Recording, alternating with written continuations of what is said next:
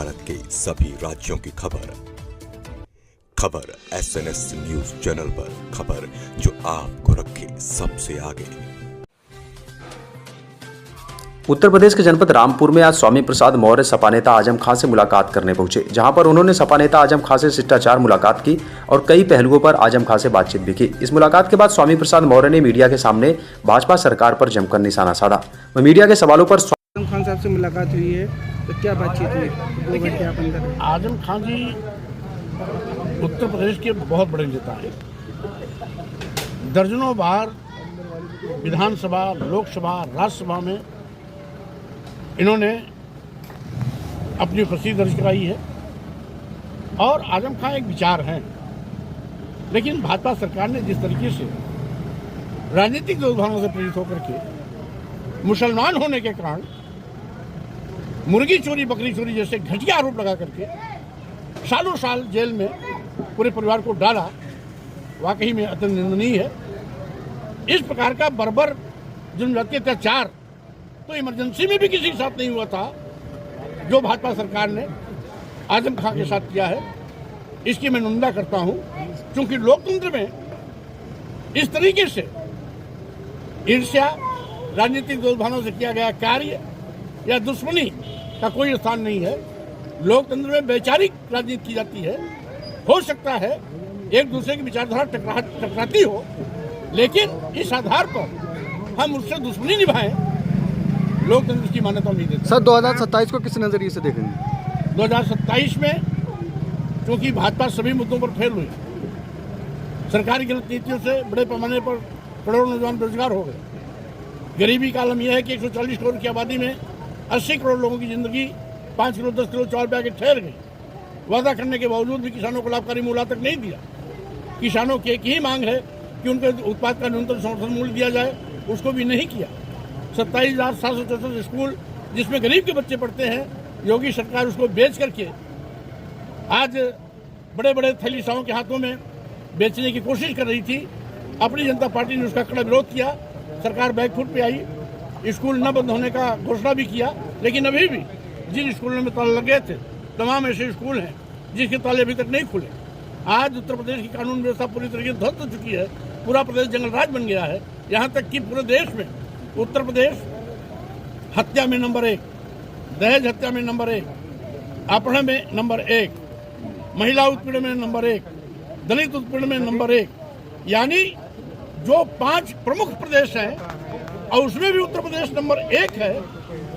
अन्य जितने 4 अन्य हैं वो भी भाजपा शासित प्रदेश है। महाराष्ट्र हो गया, गुजरात, बिहार, राजस्थान, ये उत्तर प्रदेश के बाद वाले आते हैं।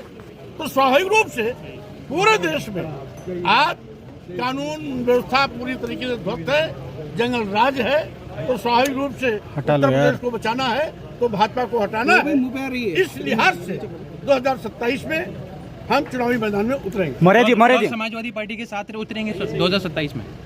बहरहाल 2027 में हम किसके साथ उतरेंगे, किसके साथ नहीं उतरेंगे, इसका फैसला 2026 के अंत में होगा, पंचायत चुनाव के बाद होगा।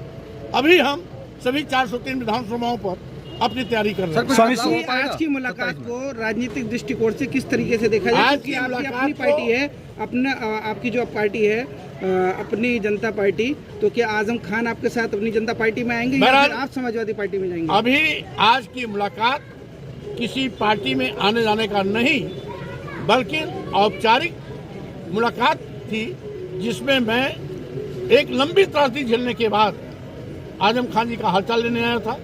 क्योंकि हम सभी विधानसभा में आमने सामने बैठते थे, कभी मैं सत्ता में तो आजम खान विरोध में, कभी आजम खान साहब सत्ता में हम विरोध में। लेकिन अलग अलग रहते हुए भी हम एक दूसरे का सम्मान करते रहे हैं। इसीलिए आज उनका हालचाल पूछने आए, कुशलक्षेम पूछने आए, शीघ्र स्वस्थ होने की कामना करने आए।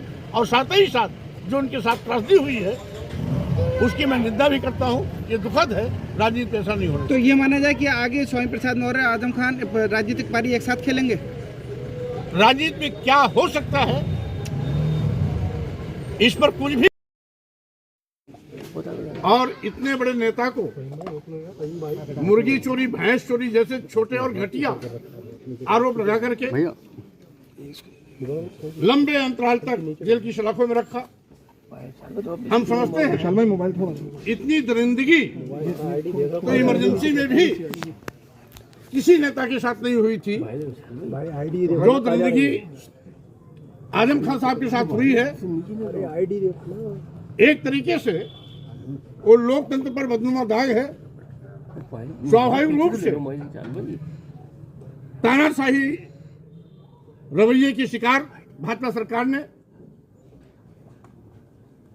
आपके साथ भेदभावपूर्ण जो बर्ताव किया है, उसकी जितनी भी निंदा की जाए उतनी कम है। आपके साथ जो जनजातीय अत्याचार अन्याय हुआ है, सरकार ने बदले की भावना से जो हिंसात्मक कार्य किया है, उसकी मैं घोर निंदा भी करता हूं। और आज की ये मुलाकात विशुद्ध रूप से औपचारिक भेंटवार्ता है, क्योंकि लंबे अंतराल के बाद माननीय न्यायालय द्वारा जमानत पर आप जेल से बाहर आए हैं। स्वाभाविक रूप से जो भी वैचारिक लड़ाई लड़ते हैं, ईमानदारी से पूरी राजनीति में जिन्होंने अपना समय गंवाया, ऐसे नामी गिरामी नेता आजम खान जी के साथ दुर्भावनापूर्ण की गई कार्रवाई हम समझते हैं न केवल निंदनीय है, लोकतंत्र में अक्षम्य भी है। इसकी घोर निंदा करता हूं। और साथ ही साथ भाजपा सरकार जो आज बीज बो रही है, जो बदले की भावना से कार्रवाई कर रही है, हम समझते हैं बदले की भावना से कार्रवाई करने का लोकतंत्र में कोई स्थान नहीं है।